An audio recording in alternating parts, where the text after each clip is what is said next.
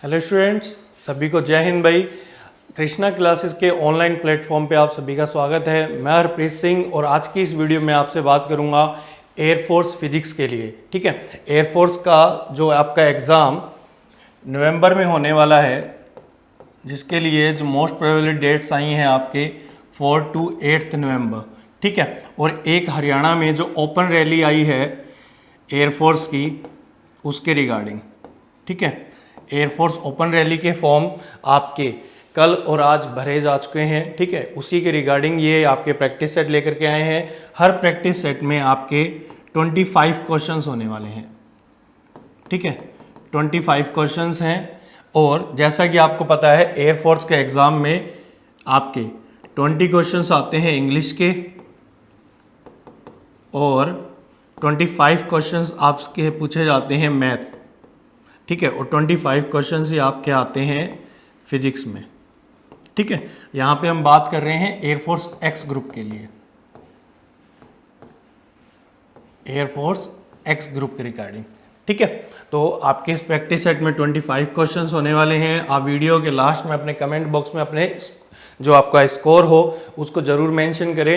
एक journal cut off बता देता हूं, जो आप अगर एक अच्छे स्कोर की तरफ मूव कर रहे हैं तो आपका जर्नल स्कोर 12+ होना ही चाहिए। ठीक है, 12+ एक अच्छा स्कोर माना जाता है एयरफोर्स के एग्ज़ाम के लिए। ठीक है, तो आइए स्टार्ट करते हैं। पहला क्वेश्चन आपकी स्क्रीन पे है। फर्स्ट क्वेश्चन कह रहा है electric field due to a dipole directly proportional to. एक डायपोल की वजह से जो इलेक्ट्रिक फील्ड होती है उसका डिस्टेंस से क्या रिलेशन होता है। ठीक है, पहला है आपका कि ये डायरेक्टली प्रोपोर्शनल होती है 1/r³ के। सेकंड है डायरेक्टली प्रोपोर्शनल टू 1/r²। और थर्ड है डायरेक्टली प्रोपोर्शनल टू 1/r। सबसे पहले पूछा किसकी वजह से है इलेक्ट्रिक फील्ड। इलेक्ट्रिक फील्ड पूछा है आपके डायपोल की वजह से। तो फर्स्ट क्वेश्चन तो अराइज होता है कि भाई ये डायपोल क्या होता है। ठीक है, डायपोल एक पॉजिटिव चार्ज और एक नेगेटिव चार्ज का कॉम्बिनेशन होता है, -q और +q, और उनके बीच की सेपरेशन में मान लेता हूँ 2a। एनसीईआरटी के अकॉर्डिंग माने तो L हो जाती है वहां पे। ठीक है, तो ये बनता है आपका क्या, डायपोल। इसकी वजह से जो इलेक्ट्रिक फील्ड होती है, आइदर अगर आप इस पॉइंट पे निकालते हो, ठीक है, आइदर आप इस पॉइंट पे निकालते हो P पॉइंट पे, या फिर आपका ये पॉइंट इधर होता है। ये पॉइंट कहलाता है आपका इक्विटोरियल पॉइंट। कौन सा पॉइंट? Equatorial point. ठीक है, और ये वाला पॉइंट क्या कहलाता है, इसके लाइन पे ही कहीं लाई करेगा तो ये कहलाएगा आपका एक्सियल पॉइंट। ठीक है, जो इसकी एक्सिस पे लाई करता है।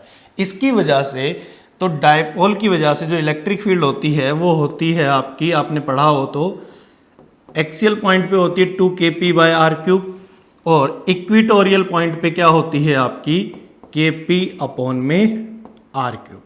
ठीक है, दो तरह की इलेक्ट्रिक फील्ड है, एक्सियल हो चाहे इक्विटोरियल हो तो डायपोल की वजह से।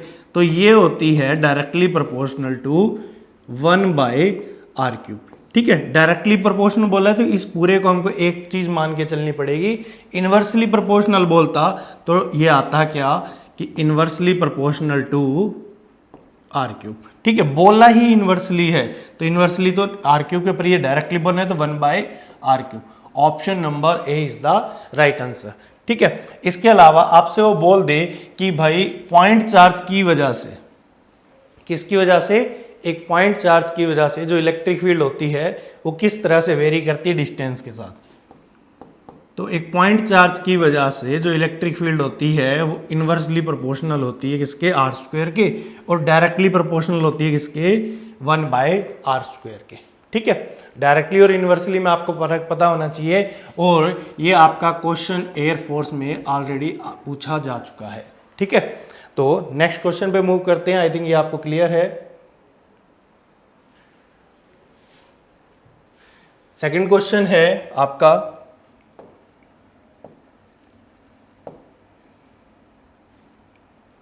देखिए कह रहा है ए lift goes in upward direction with a constant acceleration. एक लिफ्ट है जो कि कांस्टेंट एक्सेलरेशन से ऊपर की ओर मूव कर रही है। ठीक है, और उसका एक्सेलरेशन कितना है आपका a। Then weight of the person in which is in the lift. ठीक है, जो पर्सन उस वक्त लिफ्ट में है उसके वेट पे क्या फर्क पड़ेगा। ठीक है, सबसे पहले अज्यूम कर लेते हैं भाई ये लिफ्ट है आपकी, इसके अंदर एक पर्सन है जिसका मास कितना है आपका m मान लेते हैं, तो डाउनवर्ड फोर्स कितना लगेगा उस पर mg क्या है, एक तरह से यहाँ पर वेट ऑफ बॉडी है, mg क्या है आपका वेट ऑफ बॉडी है। क्लियर। जो भी अगर आप कोई भी चीज़ अर्थ पर फ्लैट प्लेटफॉर्म पे जब खड़ी होती है तो या फिर रखी हुई होती है तो उस पर एक डाउनवर्ड फोर्स लगता है जो कि होता है वेट ऑफ बॉडी के बराबर में। एक्चुअल में एक तरह का एक ग्रेविटेशनल पुल होता है, जब एक्शन नीचे हुआ तो रिएक्शन कहाँ होगा, ऊपर की ओर। ठीक है, अब अपनी कंडीशन क्या है, कांस्टेंट एक्सेलरेशन से लिफ्ट ऊपर जा रही है। किससे ऊपर जा रही है, कांस्टेंट एक्सेलरेशन से लिफ्ट ऊपर जा रही है। आपको पता है according to Newton second law of motion net force is equal to क्या होता है, मास इनटू एक्सेलरेशन के बराबर होता है। लिफ्ट जा कहाँ रही है, ऊपर, तो आप क्या मान सकते हो, आर को ज्यादा तो आर माइनस एम जी, तो ये हो गया आपका नेट फोर्स।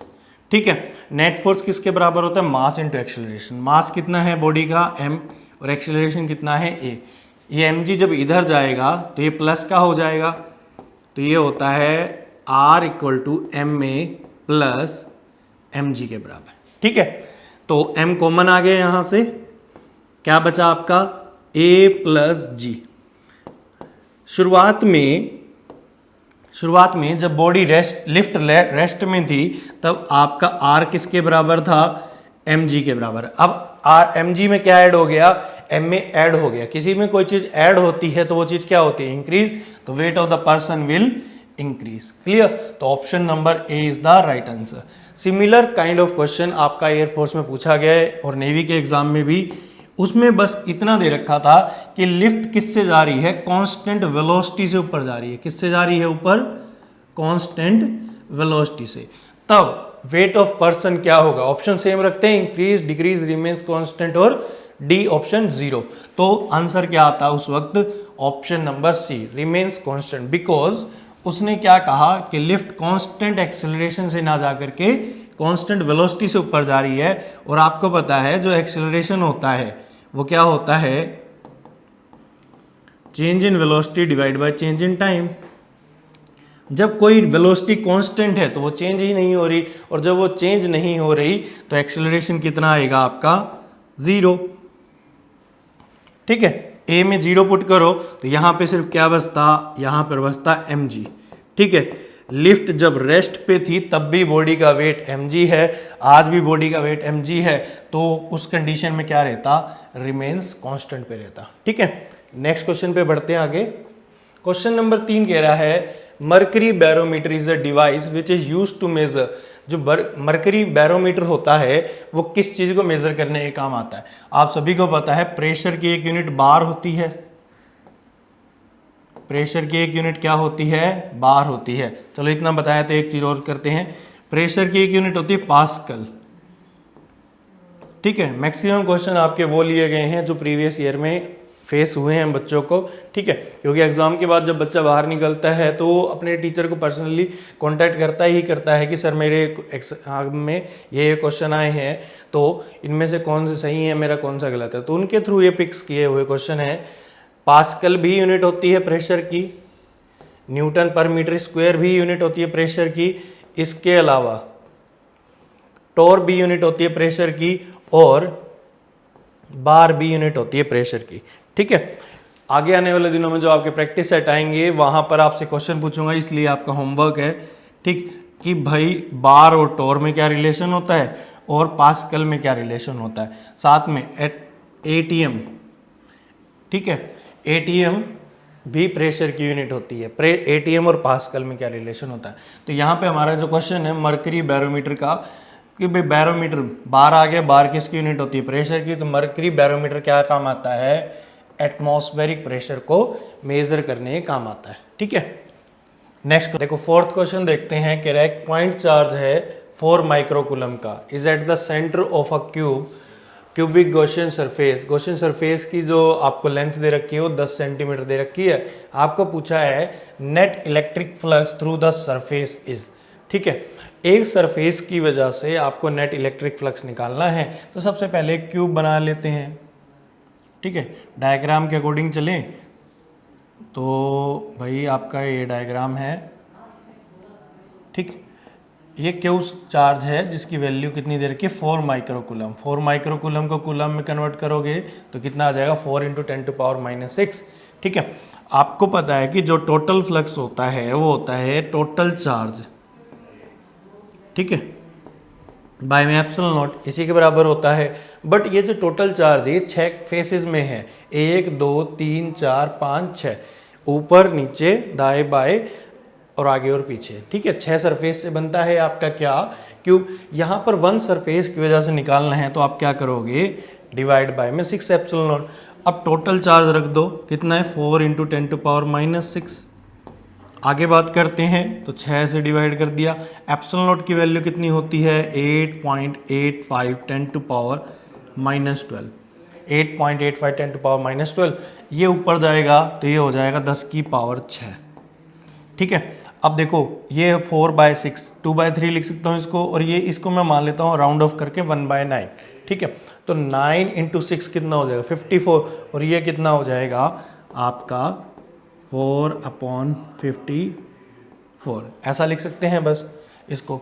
ये इसके पे पूरा पूरा तो नहीं जा रहा, तो 2 और ये हो जाएगा 27। ठीक है, दैट इम्प्लाई 10⁻6 2/27। ठीक है, ये बन गया 1/13। ठीक है, अकॉर्डिंग टू ऑप्शन यहाँ पर इसका कोई भी राइट आंसर मिल नहीं रहा, तो हम आंसर पे जाएंगे किस पे, नन ऑफ दीज पे। ठीक है, नेक्स्ट क्वेश्चन पे चलते हैं। Question number 5। इस तरह के क्वेश्चन बड़े इंपॉर्टेंट होते हैं, बहुत ज़्यादा पूछे जाते हैं। कह रहे kinetic energy of a body increase by 300%। एक बॉडी की काइनेटिक एनर्जी इंक्रीज होगी कितनी, 300%। ठीक है, आपसे क्या पूछा, what will be the linear momentum of body increase, percentage increase in linear momentum निकालना है। तो सबसे पहले आप लोगों को काइनेटिक एनर्जी और लीनियर मोमेंटम में रिलेशन बताया जाता है, वो क्या होता है p²/2m। Kinetic energy is equal to क्या होता है p²/2m। देखो मोमेंटम और काइनेटिक एनर्जी के बारे में बात करी, मास के बारे में कोई बात नहीं करी, तो इसको भूल जाओ। यहाँ से मैं डायरेक्टली लिख सकता हूँ momentum is directly proportional to √ of kinetic energy. ठीक है, मान लेते हैं जो शुरुआत में जो काइनेटिक एनर्जी थी वो कितनी थी, इनिशियल के 300% बढ़ गई। ये 100% है तो 300% बढ़ा दोगे तो काइनेटिक एनर्जी कितनी आ जाएगी, 4K आ जाएगी आपकी। ठीक है, और परसेंटेज चेंज क्या होता है, final minus initial divide by initial into में 100। इस तरह से आप निकालते हो परसेंटेज चेंज। ठीक है, अब देखो जो आपके पास मोमेंटम और काइनेटिक एनर्जी में रिलेशन है, फाइनल की जगह पुट करो, फाइनल कितना आ जाएगा 4K माइनस में √K डिवाइड बाय में √K और इनटू में 100%। ठीक है, ध्यान जाएगा सबसे पहले 300% में, 4K में से K गया तो 3 बच गया, पर वो ऐसा नहीं करना, ये √4K है। √4K को क्या लिख सकते हो 2√K, 2√K minus √K divide by में √K। ठीक है, ऐसे लिखोगे, K से K कट जाएगा, 2 - 1 इसके बाहर 100 भी था, 100%, 2 में से 1 जाएगा, कितना बचेगा 1। तो आंसर आएगा आपका ऑप्शन नंबर ए।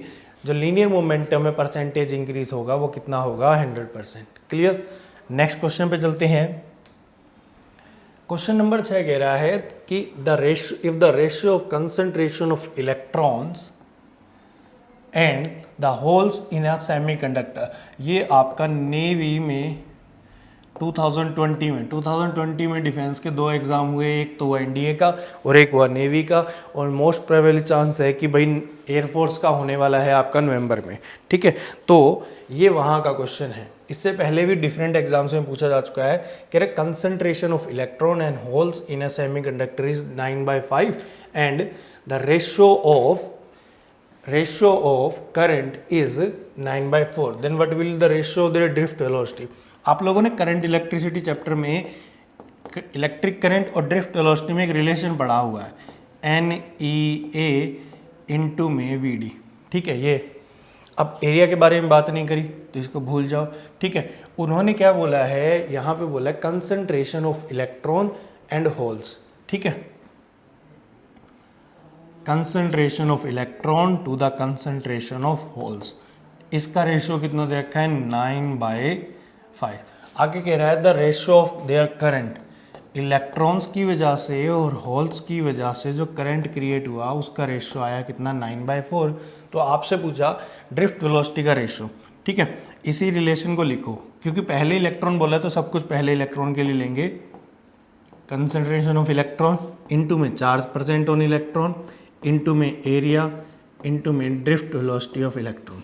ठीक है, डिवाइड बाय होल्स के लिए लेके चलें तो होल्स के लिए IH concentration of holes into में चार्ज इनटू में एरिया इनटू में ड्रिफ्ट वेलोसिटी ऑफ होल्स। ठीक है, EA से EA कट गया, NE/NH कितना दे रखा है भाई आपको 9/5 और ये IE/IH कितना दे रखा है 9/4। तो VDE डिवाइड बाय VDH आपका कितना 9 से 9 कट गया, ये 5 इधर चला जाएगा, 5/4। ठीक है, option number D is the right answer. Clear. तो छोटे छोटे न्यूमेरिकल आते हैं एयरफोर्स या फिर डिफेंस के एग्जाम के, जितने भी न्यूमेरिकल्स होंगे ना मैक्सिमम न्यूमेरिकल फार्मूला पुटिंग होते हैं। तो थोड़े थोड़े आप लोग फार्मूलाइज याद करके चलो। क्वेश्चन से याद आया कि आपसे भी पूछा गया था कि भाई इलेक्ट्रिक फील्ड और आपके इसी चैप्टर का क्वेश्चन है, ठीक है, करंट इलेक्ट्रिसिटी वाला, इलेक्ट्रिक फील्ड और कंडक्टिविटी में क्या रिलेशन होता है। ठीक है, इलेक्ट्रिक फील्ड और कंडक्टिविटी एक दूसरे के, आई थिंक हाँ यही क्वेश्चन था शायद, डायरेक्टली प्रोपोर्शनल लेके चलते हैं। ठीक है, यहाँ से नेक्स्ट चलते हैं आगे। कह रहा है the Boolean expression for the NOR gate. Gates पे, लॉजिक गेट्स पे बहुत सारे क्वेश्चंस आते हैं। नॉर गेट के क्या आपका बूलियन अलजेब्रा बनाना है। ठीक है, नॉर गेट कैसा होता है भाई,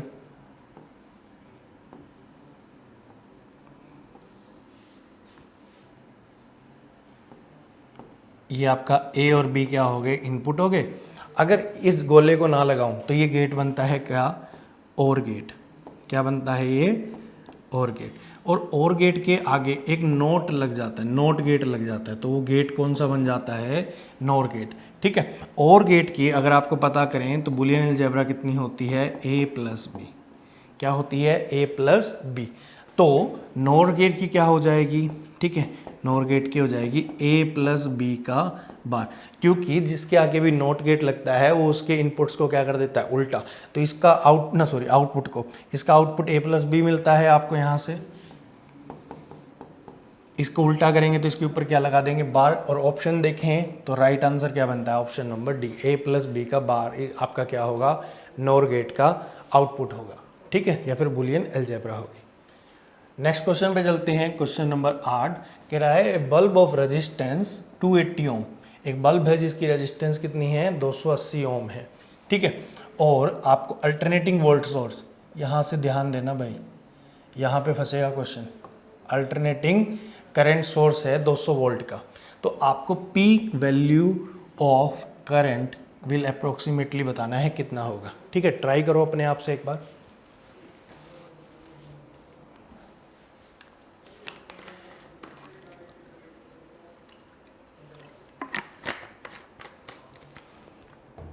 देखिए गिवन कितना है, रेजिस्टेंस गिवन है 280 ओम का, गिवन कितना है रेजिस्टेंस 280 ओम का, और अल्टरनेटिंग वोल्टेज सोर्स दे रखा है आपको कितना, 200 वोल्ट का। और ओम्स लॉ लगाते हो तो V equal to IR, V कितना है 200, I आपको निकालना है और R कितना है 280। ठीक है, तो यहाँ से जो I निकला 200 बटे में 280 बन गया, एक जीरो से एक जीरो कट गया। ठीक है, 4 पंजे 20 और 4 सत्ते 28, 5/7। हमने सोचा 5/7 आंसर आया है, सोल्व करके देखा पर आंसर कहीं दिख ही नहीं रहा, क्योंकि ये क्या आया है आपका, ये आया RMS वैल्यू ऑफ करंट। क्योंकि आप किसकी बात कर रहे हो, अल्टरनेटिंग करंट सोर्स के बारे में बात कर रहे हो, ठीक है। और आपको पता IRMS और आपकी पीक वैल्यू या में क्या रिलेशन होता है, आपसे एक्चुअल में क्या पूछा है उन्होंने, I0 पूछा है। तो I0 कितना हो जाएगा भाई, IRMS इंटू में √2। इसको सोल्व करते हो ना तो आपका आंसर आता है 1.4 एम्पियर। क्लियर। नेक्स्ट क्वेश्चन पे चलते हैं। कह रहा है the unit of linear charge density. बिल्कुल नया क्वेश्चन है कि भाई यूनिट क्या होती है लीनियर चार्ज डेंसिटी की। आपने फिजिक्स में इलेक्ट्रोस्टैटिक्स के अंदर 3 सिंबल पढ़े हैं, लैम्डा, सिग्मा और रो। लैम्डा होता है आपका लीनियर चार्ज डेंसिटी, चार्ज बटे में लेंथ। सिग्मा होता है आपका सरफेस चार्ज डेंसिटी, चार्ज बटे में एरिया। और रो क्या होता है आपका वॉल्यूम चार्ज डेंसिटी, ठीक है। ये इसकी यूनिट क्या हो जाएगी, कूलम पर मीटर। ये तो हुई हमारी इस क्वेश्चन की बात। अब बात करते हैं ये चार्ज डेंसिटी होता क्या। आप लोगों ने कूलम्स लॉ में पढ़ा है पॉइंट चार्ज के बारे में। जब आप लीनियर चार्ज डेंसिटी के बारे में पढ़ते हैं मतलब एक डिस्ट्रीब्यूशन ऑफ चार्ज होता है। अगर लाइन पे वो सारा चार्ज डिस्ट्रीब्यूट है तो वो कहलाती है लीनियर चार्ज डेंसिटी। अगर वो सरफेस पे डिस्ट्रीब्यूटेड है तो वो कहलाती है सरफेस चार्ज डेंसिटी, ठीक है। और किसी एक 3D या फिर आप यूँ कह सकते हो कि एक सॉलिड 3D बॉडी के ऊपर जो चार्ज का डिस्ट्रीब्यूशन है वो कहलाता है आपका volume charge density. Clear. Next question पे चलते हैं। क्वेश्चन कह रहा है if a body is set vertically upward to a height of 40 metre its initial velocity will be. आपने एक बॉडी को क्या करा है, ऊपर की ओर फेंका है, ठीक है। आपने एक बॉडी को u वेलोसिटी से ऊपर की ओर फेंका है। कितनी हाइट तक गया है वो, 40 मीटर तक। आपको बताना है उसकी इनिशियल वेलोसिटी जिससे आपने उसको ऊपर फेंका है वो क्या होगी। तो भाई सिंपल सी बात है, हाईएस्ट पॉइंट पे जाते हो तो बॉडी की वेलोसिटी कितनी हो जाती है, 0 हो जाती है। इक्वेशन ऑफ मोशन, ठीक है, मोशन अंडर ग्रेविटी है। तो आपके पास 3 इक्वेशन होती हैं, v equal to u plus a t, s equal to u t plus half a t square और v square minus u square equal to 2as। यही होती है आपके पास इक्वेशन। आपने यहाँ से बॉल को फेंका तो आपका ओरिजिन यहाँ पे सेट हो गया, फ्रेम ऑफ रेफरेंस यहाँ पे सेट हो गया। अब इसके ऊपर सब कुछ पॉजिटिव लेना है एक्सेप्ट एक्सेलरेशन कितना लेना है आपको, -g के बराबर लेना है, ठीक है। तो हम किस इक्वेशन के बाद, देखो मेरे पास टाइम नहीं है तो मैं ये ना ये इक्वेशन लेता हूँ ना ये इक्वेशन लेता हूँ, ठीक है। मेरे पास अभी तो पेपर सॉल्व कराने के लिए टाइम है बट यहाँ पे क्वेश्चन के अकॉर्डिंग टाइम नहीं है, ठीक है। तो ये भी नहीं लिया और ये भी नहीं लिया, हमने लिया इस इक्वेशन को क्योंकि हाईएस्ट पॉइंट वेलोसिटी 0, तो 0 का स्क्वायर। इनिशियल मेरे को निकालनी है 2, एक्सेलरेशन की वैल्यू मैं -10 ले लेता हूँ आपकी, ठीक है। एस कितनी हाइट तक गया है, 40 हाइट तक, ठीक। तो नेगेटिव से नेगेटिव साइन कट गया, u इजिकल टू कितना आ गया, √2 × 10 × 40, ठीक है। 800 को क्या लिख सकते हो, 20√2। 20 को √2 से मल्टीप्लाई करा और √2 की वैल्यू कितनी होती है, 1.414 ऑलमोस्ट ये 1.5 के बराबर पड़ रहा है। आंसर आ रहा है आपका कितना, सी, ऑप्शन नंबर सी, ठीक है, 28 मीटर पर सेकेंड। अगर आप जी की वैल्यू 9.8 लेते हो तब भी अप्रोक्सीमेटली वहीं तक पहुंचता है। कह रहा है next question number 11, the value of gravitational acceleration at the centre of earth, ठीक है। अर्थ के सेंटर पे मान लेते हैं ये अर्थ है, अर्थ का सेंटर O है। इस पॉइंट पे आपको बताना है कि स्मॉल g की वैल्यू कितनी होती है। तो इस पॉइंट पे स्मॉल g की वैल्यू कितनी होती है, 0 होती है, ठीक, ऑप्शन नंबर बी। और यहाँ पर जो बॉडी का जो वेट होता है, बॉडी का जो वेट होता है वो कितना होता है आपका, 0 होता है। और this will be the condition of weightlessness. ये कंडीशन होती है किसकी, वेटलेसनेस की। क्लियर। नेक्स्ट क्वेश्चन पे चलते हैं। कह रहा है if the excess pressure of a soap bubble is 6 times the another bubble of same fluid. यहाँ पे एक चीज ध्यान रख लो, सेम फ्लूइड है, एक्सेस प्रेशर का फॉर्मूला बता देता हूँ पहले तो मैं, ठीक है। Four sigma by R, 2 sigma by R भी होता है, बिकॉज ये सोप बबल है तो फोर्स सिग्मा बाय आर ले लिया हमने, ठीक है, क्योंकि यहाँ पे 2 फ्री सरफेस होते हैं, दोनों साइड से सरफेस टेंशन बनती है। सिग्मा होता है आपका surface tension, surface tension body की एक प्रॉपर्टी है जिसकी वजह से वो मिनिमम से मिनिमम एरिया एक्वायर करने की कोशिश करती है। रेन ड्रॉप्स जो होते हैं आपके स्फेरिकल होते हैं ड्यू टू सरफेस टेंशन, ठीक है। मच्छर वगैरह पानी की सतह पे तैर लेते हैं, ठीक है। बरसाती मौसम में आप देखते हो हरियाणा बोल दिया मैंने, कि रोड पे आप क्या होते हैं, गड्ढे होते हैं बहुत सारे, तो उन गड्ढों में पानी भरा होता है और मच्छर उन पर क्या कर रहे होते हैं, मोशन कर रहे होते हैं आराम से, तो वो सरफेस टेंशन की प्रॉपर्टी की वजह से। अब सेम फ्लूइड बोलने से उसका मतलब क्या है, सेम फ्लूइड है तो सरफेस टेंशन भी क्या होगी, सेम। तो यहाँ से मैं बोल सकता हूँ pressure is inversely proportional to radius, ठीक है। अब आगे बोल रहा है कि जो प्रेशर है, एक्सेस प्रेशर, वो 6 टाइम्स है किसके, दूसरे बबल के। तो P1 6 P2, तो आप यहाँ से बोल सकते हो P1 by P2 is equal to 6/1, ठीक है। आपको क्या बताना है, रेशियो ऑफ देयर वॉल्यूम, तो R1 by R2, because radius inversely proportional है इसके, रेडियस इन्वर्सली प्रोपोर्शनल, तो इसका उल्टा हो जाएगा 1/6, ठीक है। और आपसे क्या पूछा, वॉल्यूम। सोप बबल कैसे होते हैं, सोप बबल होते हैं स्फेरिकल, स्फेयर का वॉल्यूम होता है 4/3 πr³, volume 1 divide by volume 2।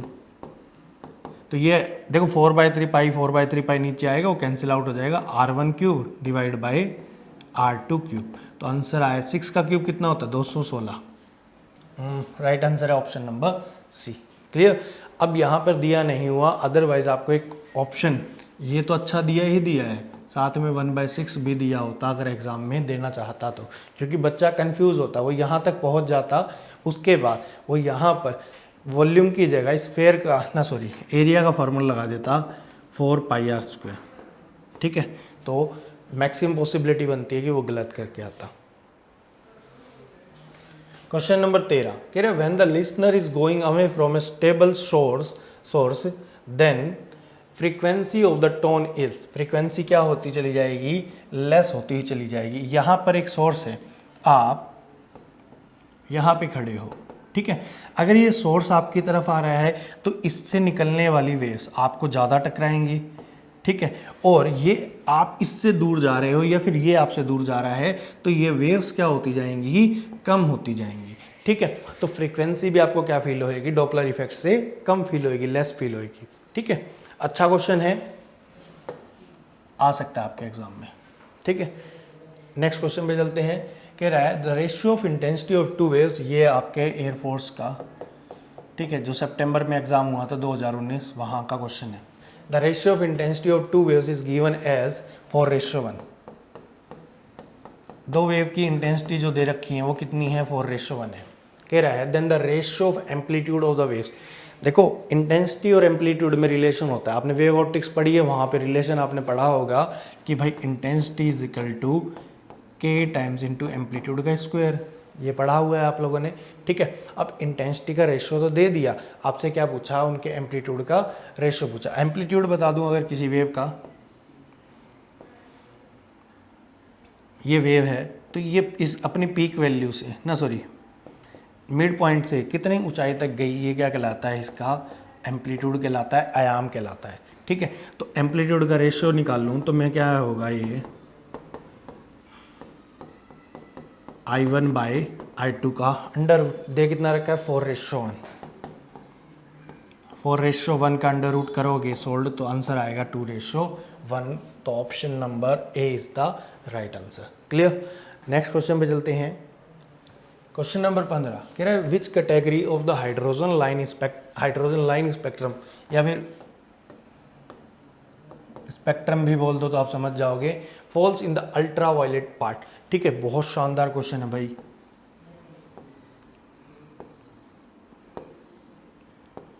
आप लोगों ने ये पढ़ा है एटम एंड न्यूक्लियर चैप्टर में, एटम वाले पार्ट में Lyman, Balmer, Paschen, Brackett, Pfund, ठीक है। जब ऊपर से सीधा कोई ग्राउंड स्टेट में आके गिरता है ना, तो जो कलर निकलता है लाइट का वो अल्ट्रा वायलेट होता है, ठीक है। उसके बाद बाल्मर में आके गिरता है तो वायलेट होता है, ना, सॉरी, विजिबल रेंज में जाके गिरता है,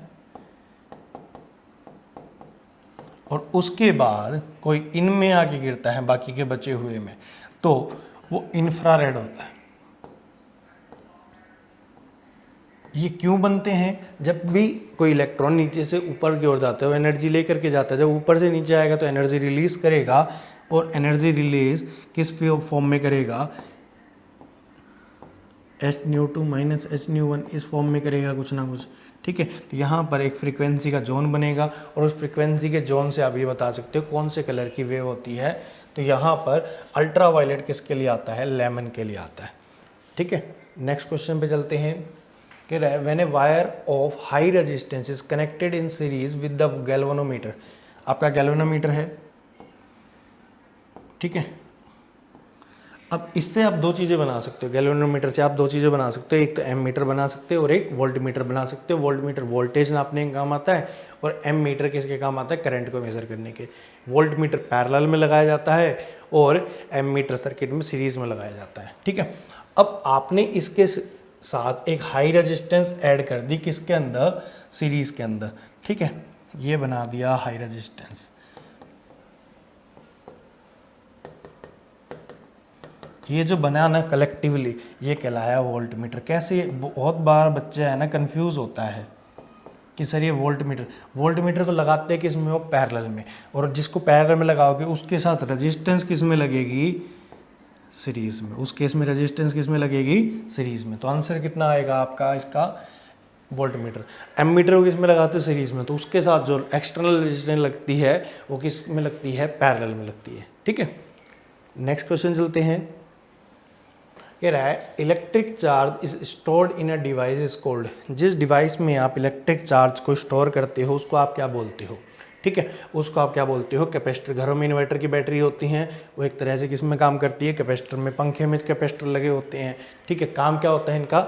चार्ज को स्टोर करना और इलेक्ट्रिकल एनर्जी को स्टोर करना। और इलेक्ट्रिकल एनर्जी का फार्मूला क्या हो जाता है जो कैपेसिटर में स्टोर करते हो? 1/2 CV²। और क्या इजिकल टू CV से इसके आप डिफरेंट फार्मूलेज बना सकते हो अपने आप से, ठीक है। Next question number 18। अच्छा क्वेश्चन है यार। एक 100 मीटर लंबी ट्रेन है, एक ट्रेन है 100 मीटर लंबी।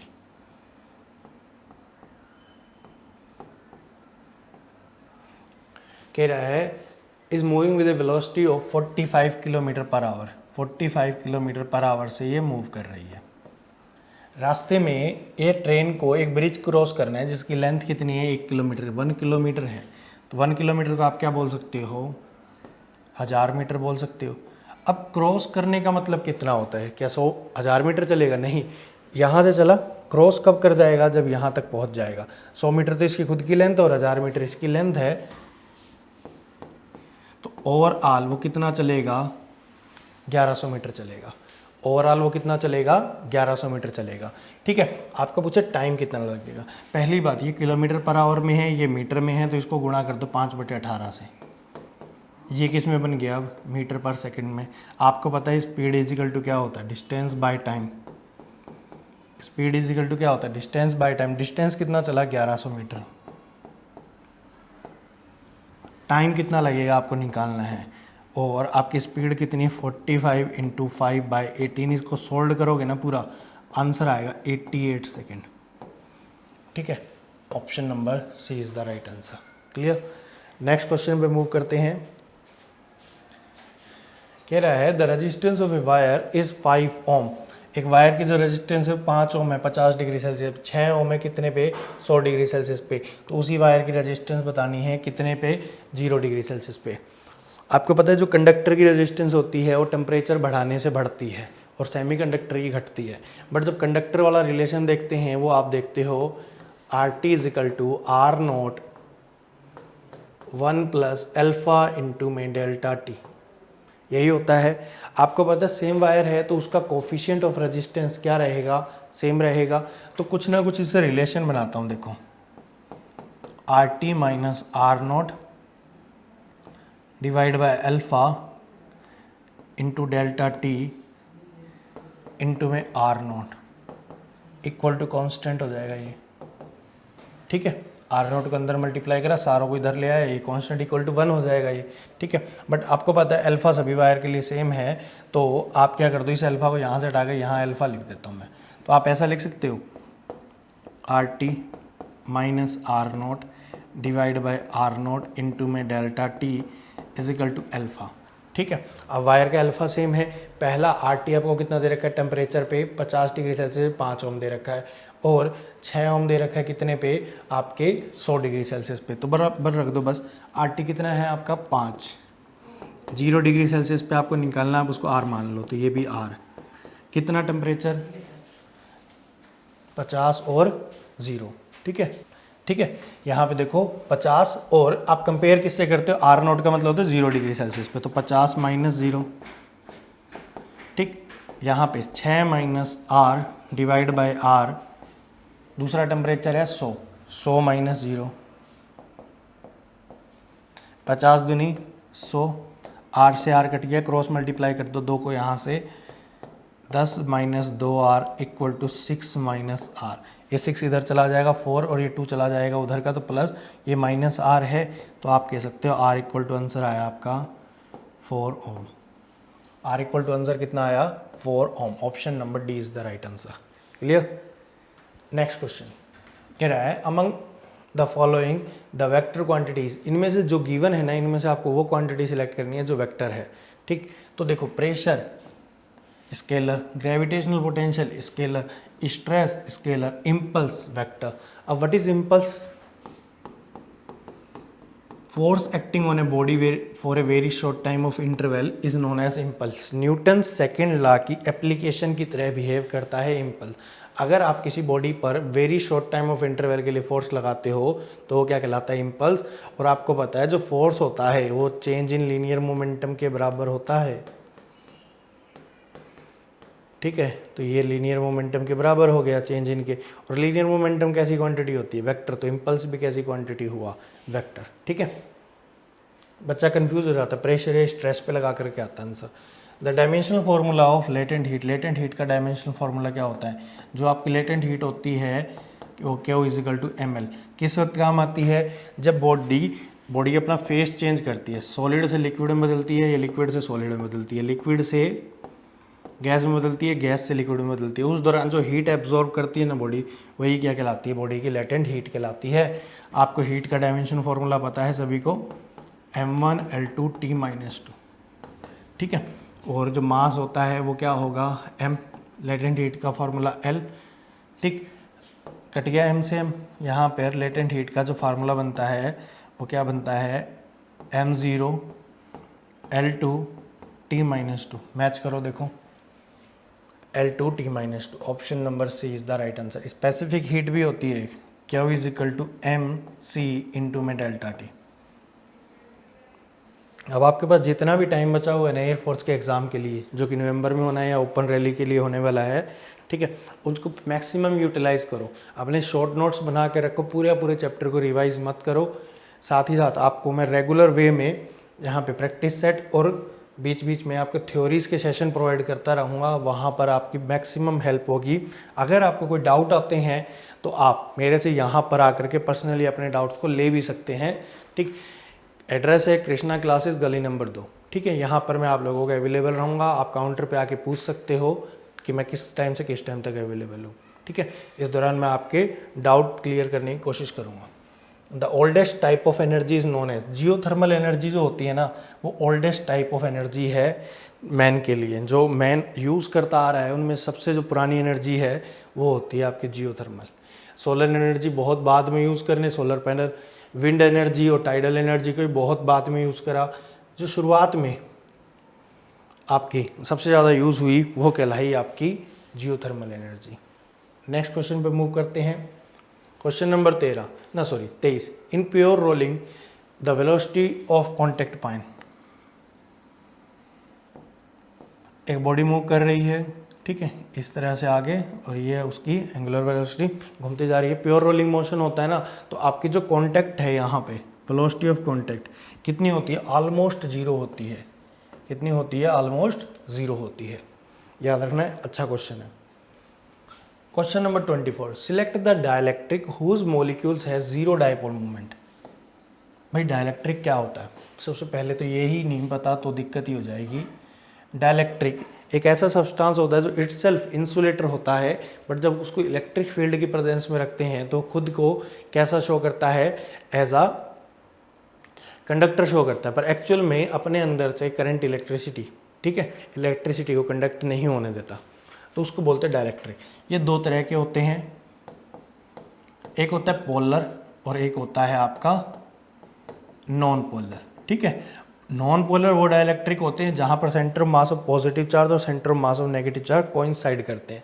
पोलर डाइलेक्ट्रिक वो होते हैं जहां पर centre of mass of positive charge और centre of mass of negative charge coincide नहीं करते, उनमें थोड़ी सी डिफॉर्मेशन होती है, ठीक है। वहां पर आपकी जो पोलर मॉलिक्यूल्स होते हैं यहाँ पर नेट इलेक्ट्रिक फील्ड होती है, ठीक है, और नॉन पोलर में क्या होते हैं, आपकी नेट इलेक्ट्रिक फील्ड नहीं होती, मतलब डायपोल मोमेंट एग्जिस्ट नहीं करता। तो हाइड्रोजन एक नॉन पोलर मॉलिक्यूल है जिसके पास जीरो डायपोल मोमेंट होती है, ठीक है। हाइड्रोजन एक ऐसा मॉलिक्यूल है जिसके पास जीरो डायपोल मोमेंट होती है। CH4 मीथेन और वाटर, यहाँ पर देखो वाटर को देखो, इस पे हाइड्रोजन में स्लाइटली पॉजिटिव, इस हाइड्रोजन में स्लाइटली पॉजिटिव, इस पे slightly to negative, negative to positive charge dipole movement, negative to positive charge dipole movement, कुछ ना कुछ एंगल से सब्सटेंड होंगी। डायपोल मूवमेंट आपकी एक वेक्टर क्वांटिटी है तो नेट तो निकलेगा ही निकलेगा, जबकि S2 इस तरह से यहाँ पर इन दोनों का सेंटर ऑफ मास क्या करेंगे, कोइंसाइड करेंगे, जिसकी वजह से आपके जीरो डायपोल मूवमेंट एग्जिस्ट कर पाएगी, ठीक है। तो आंसर क्या आएगा, ऑप्शन नंबर बी। नेक्स्ट पे चलते हैं, और 24 ये लास्ट क्वेश्चन है आपका 25, ठीक है। एक शानदार क्वेश्चन है भाई ये, पढ़िए क्वेश्चन को। कह रहा है the centre of mass of a system of two particle of masses m1 and m2 are at a distance of d1 from m1 and d2 from m2, ठीक है। आपको सेंटर ऑफ मास बताना है, सेंटर ऑफ मास बताया है वो जो m1 और m2 से कितनी कितनी डिस्टेंस पे है। देखो ये मान लेते हैं ये m2 है, सेंटर ऑफ मास कहीं यहाँ मान लिया, दोनों मास इसके बीच में, ये इससे कितने डिस्टेंस पे d1, और d2 है m2 मास से, ये सेंटर ऑफ मास की पोजीशन आ गई।